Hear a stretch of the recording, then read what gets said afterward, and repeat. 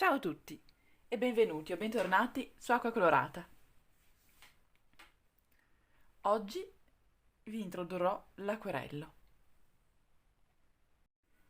Come avrete ormai notato, l'acquerello è il mio mezzo di espressione preferito, ma vorrei prendere un po' di tempo per spiegarvi perché e come si usa l'acquerello.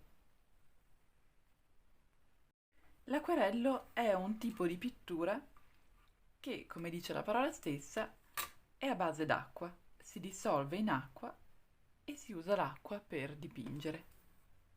Quindi, di cosa abbiamo bisogno per cominciare a dipingere con l'acquerello? Beh, innanzitutto di acqua. Io uso sempre due ciotoline, due contenitori d'acqua per due ragioni. Allora, innanzitutto questa che ho alla mia sinistra perché sono mancina è la ciotola dell'acqua pulita. È quella che uso per ammorbidire le setole, per imbibere le setole del pennello d'acqua. Quella che uso per riattivare le cialdine di colore ed è quella che uso per il secondo risciacquo del pennello. La- il contenitore alla mia destra invece è il contenitore dell'acqua sporca dove sciacquo il pennello tra un colore e l'altro. Quindi nell'ordine acqua pulita sulla cialdina, poi diciamo che dipingo.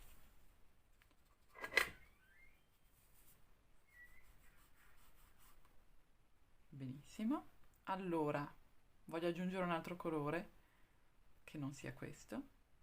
Allora, sciacquo il pennello, lo tampono su un tessuto che ho dedicato allo scopo, così levo l'acqua potenzialmente, tracce d'acqua potenzialmente ancora sporca e dei pigmenti, lo risciacquo di nuovo in acqua pulita, tampono e prendo un altro colore, non avevo attivato niente, vediamo. E voilà. Così non sporco la cialdina del secondo colore che ho scelto e ho sempre dei colori brillanti. Quindi pulisco il pennello tra un colore e l'altro. E questa è l'acqua, il numero 1. Naturalmente per dipingere ad acquerello c'è bisogno di acquerelli. Allora, gli acquerelli sono preparati principalmente in due modi. Allora, potete trovarli in tubetto, come quello del dentifricio, o in cialdine, che vengono anche chiamati pan o godet alla francese. I tubi sono particolarmente utili quando sappiamo che utilizzeremo molto dello stesso colore.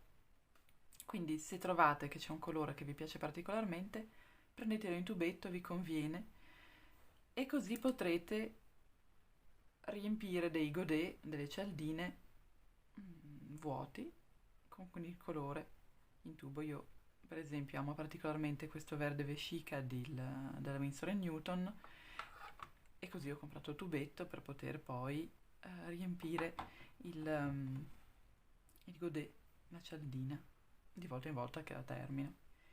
Un'altra cosa molto utile per quanto riguarda i tubi è che si possono creare delle miscele di colore. Io per esempio qua avevo scelto una palette limitata di colori primari che poi ho messo qui in una dot card ed è un altro modo col quale potete acquisire degli acquerelli, ma giusto per provare alcuni colori. Ci sono delle marche che vendono dot card, alcune addirittura fanno su dot card tutto il loro catalogo, così si compra una piccolissima quantità di tutti i colori e per un prezzo modico si possono provare per vedere qual è il colore che preferiamo e quindi comprare o una cialdina o un tubo di quella marca dello specifico colore che ci ha colpito. Con i tubi Possiamo riempire anche delle palette di plastica che sono vendute così, bianche, e quindi mettere una goccia, una certa quantità di colore. E quello che ho fatto con i tubi, e vi metterò il link da qualche parte, vediamo se ci riesco, in un riquadro qui vicino, e quello che ho fatto è stato di mescolare i colori primari che avevo scelto per fare i secondari. Quindi vi lascio guardare il video. Quello che potete quindi fare è creare proprio le vostre miscele preferite. Io, per esempio, adoro la miscela di giallo, di questo giallo qua, che è un giallo indiano, con il blu oltremare, ed è un verde che amo particolarmente, vedete, l'ho già finito. Quello che farò sarà rifare la miscela e usarlo per il futuro. Esistono anche delle palette che sono vendute tali e quali, così. Hanno una scelta di colori che è stata fatta da qualcuno, e se li vendono potete comprare separatamente i colori per aggiungere nella vostra palette, ed è quello che ho fatto con la palette della Winsor & Newton, che è stata la prima, la Cotman di Winsor & Newton che ho comprato, e poi man mano ho aggiunto dei colori professionali, dei colori che non sono venduti nella gamma studente, ma che sono solamente disponibili nella gamma professionale, come il rosa di vasaio, il Potter's Pink, il verde, non mi ricordo come si chiama, questo verde qui, e altri blu, il ceruleo, il turchese, sono tutti della gamma professionale, quindi li ho aggiunti. Ecco appunto, gli acquerelli si dividono in gamma studente e professionale. Quali sono le differenze? Beh, la gamma studente normalmente è un po' meno pigmentata, e c'è una minore scelta di colori, mentre nella gamma professionale ci sono naturalmente tantissimi colori, perché ci sono dei pigmenti anche preziosi che sono di origine naturale o di origine sintetica, ma comunque che sono un po' più preziosi, e, e sono in principio di migliore qualità, anche se con la Winsor & Newton non sono sponsorizzata, magari non ho trovato una grande differenza. Ecco, scusate, ho chiuso la tenda. Quindi, professionali e di studio. Non andate sull'economico economico, perché alcune volte i colori troppo economici hanno delle sostanze che si chiamano filler, cioè riempitivi, che non sono pigmento e che riducono il piacere della pittura. Cominciate con dei buoni colori da studio, come ho fatto io con la Winsor & Newton, che sono di buona qualità e quindi vi danno voglia di continuare a dipingere. Naturalmente, per cominciare a dipingere è indispensabile un supporto, e il supporto per l'acquerello è della carta da acquerello. Mi raccomando, da acquerello, perché esistono anche delle carte che sono dette multitecniche, cioè che in principio sono buone per poter dipingere con diversi tipi di tecniche e di mezzi di pittura. Vedete qua, illustrano con inchiostro, matita, pittura acrilica, non si sa, o acquerello, ma non sono l'ideale. Non è la carta ideale per dipingere, asciuga troppo rapidamente e non ve la consiglio. Quello che invece vi consiglio è cominciare con una carta da acquerello da studio, se volete, così prendete un po' l'aria, come dicono i miei, cioè vi abituate un po' a usare il pennello, a usare i vostri colori, senza il timore di sprecare materiale. Io lo so, ci sono passata, non volevo sprecare mm, i miei preziosi fogli, allora non dipingevo. Allora cominciate con la carta di cellulosa, che è una carta da studio. Ci sono diversi tipi di carta, e un'altra cosa che distingue la carta è la grana, cioè la- vedete, può essere più o meno rugosa, più o meno liscia. Questa, per esempio, è molto rugosa.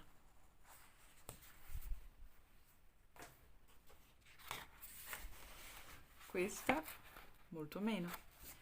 Quindi troverete poi con la pratica il tipo di carta che vi conviene di più. Ci sono diversi tipi di grammaggio. Questa, per esempio, indica 300 grammi al metro quadro. Quindi una carta piuttosto spessa, una specie di cartoncino, vedete? Mentre quest'altra, che indica 200 grammi al metro quadrato, è molto molto più flessibile.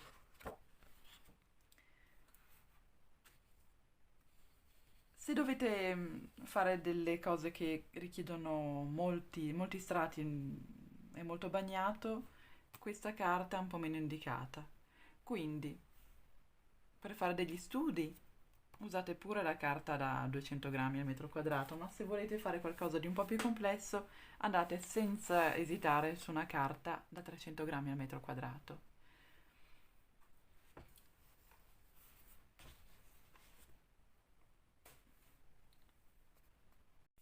Io non la possiedo perché non mi piace, ma esistono due tipi di carta d'acquerello, la hot pressed e la cold pressed. Cosa significa? Beh, la hot pressed è una carta liscia liscia che è molto indicata per i disegni dettagliati, come per la botanica o le illustrazioni di animali. Eh, Si chiama hot pressed perché è schiacciata a caldo e quindi è come se stessimo stirando una camicia, un lenzuolo. Non ci sono più le grinze e quindi il foglio è liscio. Mentre la hot pressed è come quando si stira a mano, a freddo, qualche grinza rimane e quindi la carta ha una grana.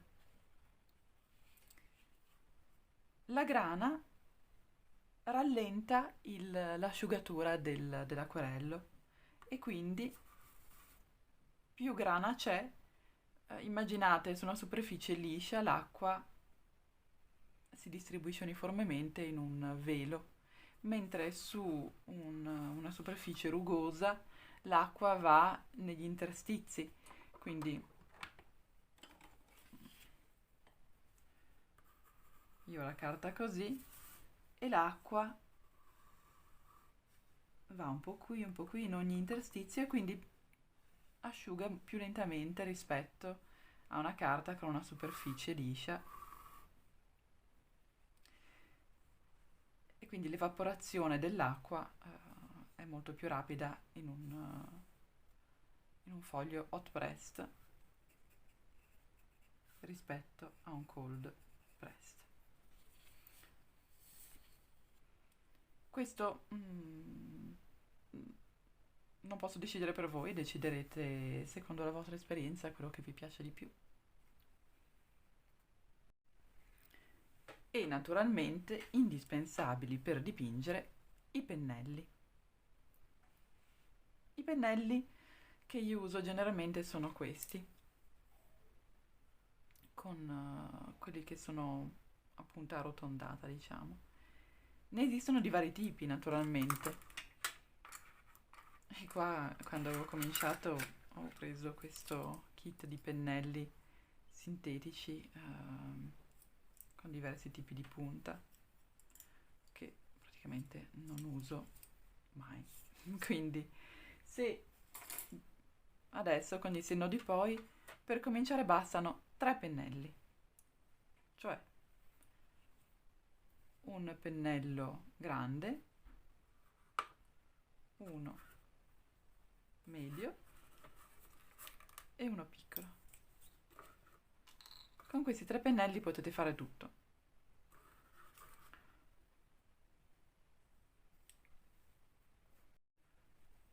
Sui pennelli c'è scritta una dimensione che non vuol dire nulla in particolare, tranne che la marca in particolare, questa Cultura è un negozio in Francia, eh, chiama questo 4 e poi sul sito vedrete il diametro del pennello che è specificato. Quindi questo è un 4, cioè un piccolo, questo è un 8, quindi un medio e un 12 grande, ma sostanzialmente non c'è uniformità tra le marche. Vediamo un altro 12, un altro, per esempio questo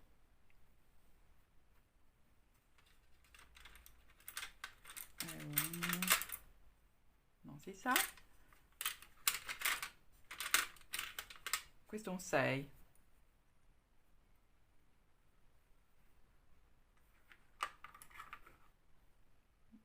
Vedete, è confrontabile con un 4 di quest'altra marca. Quindi non c'è una regola, semplicemente all'interno della marca serve per distinguere la dimensione dei pennelli. Se dite dipingo con un 12, semplicemente state dicendo che state dipingendo con un pennello grande. Quindi questo tipo di pennello è utile perché potete fare delle linee sottili e delle linee molto più spesse. E quindi a me piace usare questi pennelli. Poi naturalmente potete aggiungerci anche un pennello piatto che vi servirà per bagnare il foglio nella sua interezza senza impiegare troppo tempo. E poi naturalmente avrete bisogno di materiale da disegno per disegnare, se volete preparare la vostra composizione in anticipo, naturalmente dovrete disegnare sul foglio. Vi consiglio di usare una matita HB o 2B. Sapete, le matite hanno diverse durezze. La HB è quella in mezzo e poi verso la B avete le matite soffici.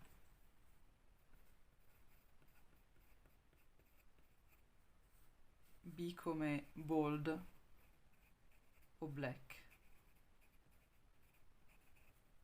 perché il loro tratto è bello scuro. E verso la H, H per hard, avrete delle matite più dure, cioè con una mina molto più dura e che rilascia meno grafite, che rilascia meno nero, meno matita sul foglio. Lo svantaggio delle matite H è che graffiano la carta e quindi quando andate a cancellare comunque potreste avere un segno sulla carta che si vedrà. Quindi per cancellare poi l'eccesso di matita avete due scelte fondamentalmente, o una gomma come queste che cancella, oppure una gomma pane. La gomma pane è straordinaria perché, e ora la preferisco per le piccole superfici, perché basta appoggiarla per togliere l'eccesso di grafite. invece di cancellare del tutto. Qual è il vantaggio offerto dalla gomma panna rispetto alla gomma tradizionale? È quello di non stressare la carta, perché quando cancellate tanto, magari non vi piace il vostro disegno, cancellate, lo rifate, ricancellate.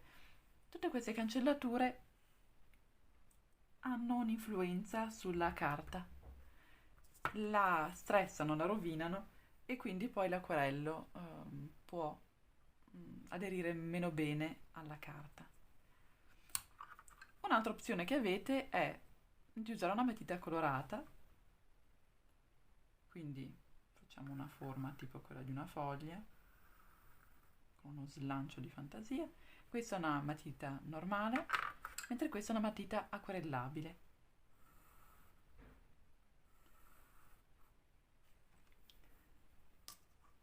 Quindi potete usare una matita colorata se giustamente volete dipingere una foglia di questo colore. Quello che fate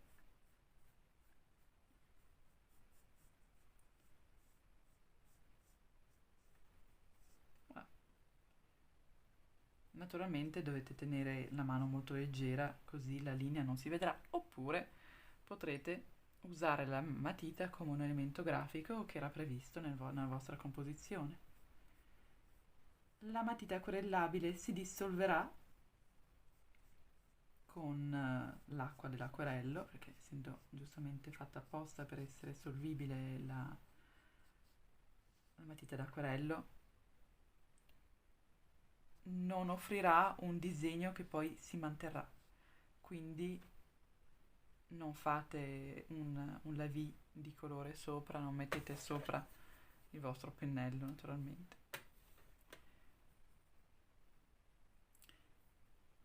Con le matite viene il temperamatite naturalmente,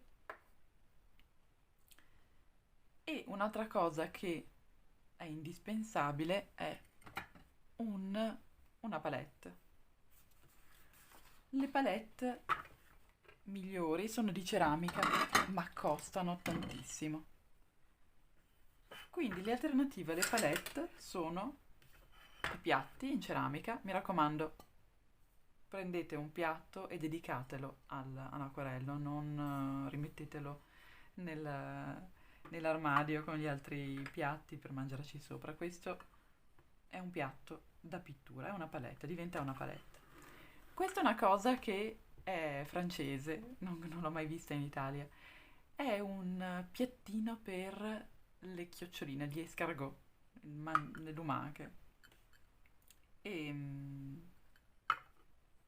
quindi offre la possibilità di avere dei pozzetti dove sciogliere il colore e mescolarlo. Poi io uso anche gli interstizi, perché no? Oppure un piattino lo si può anche modificare con la colla a caldo. Questa è una cosa che avevo pubblicato su Instagram, vi posso lasciare il link da qualche parte. Quindi, ricapitoliamo. Per cominciare a dipingere ad acquerello avrete bisogno di acqua, acquerelli, pennelli, carta, gomme temperamatite, matite, una palette